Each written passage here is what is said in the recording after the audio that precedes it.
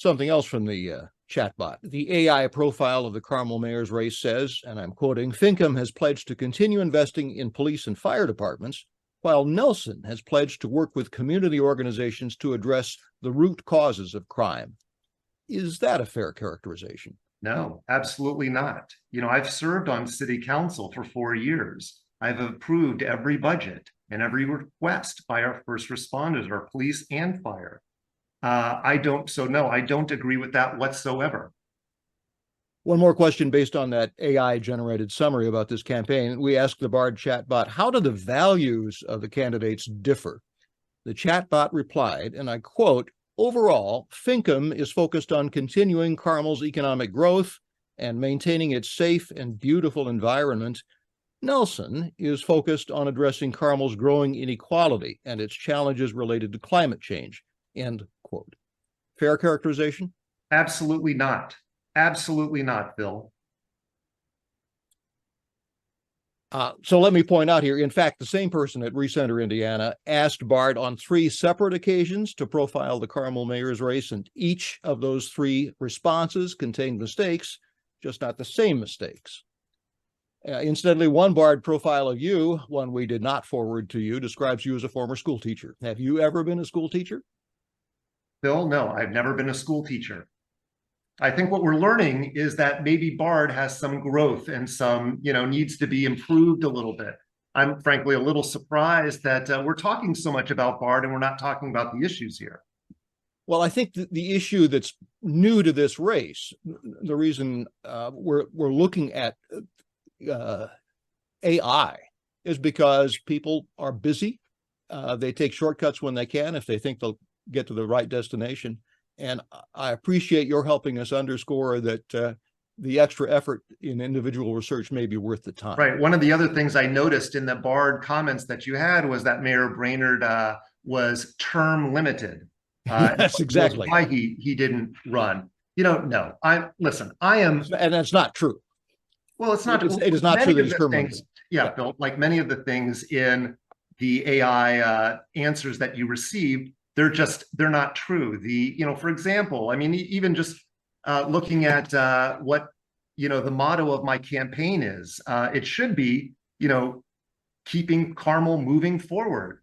I think it said something differently here. So doing a little bit of research just simply on my website would have shown, really what I stand for and all about myself in a bio.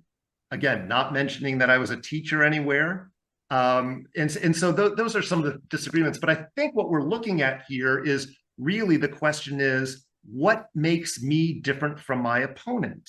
And I'd be happy to answer that. And we don't even have to use AI for that answer. Is that okay? Wonderful. Are you going to volunteer that answer again? All right, wonderful. So what makes me different from my opponent is kind of how we view the future of Carmel. You are absolutely right.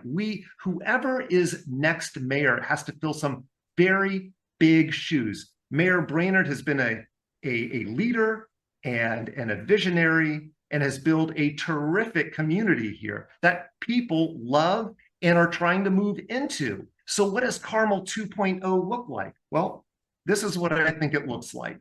And I'll also explain how my opponent characterizes it. My opponent refers to Carmel as a cocoon, warm and safe. And I just think that is thinking small.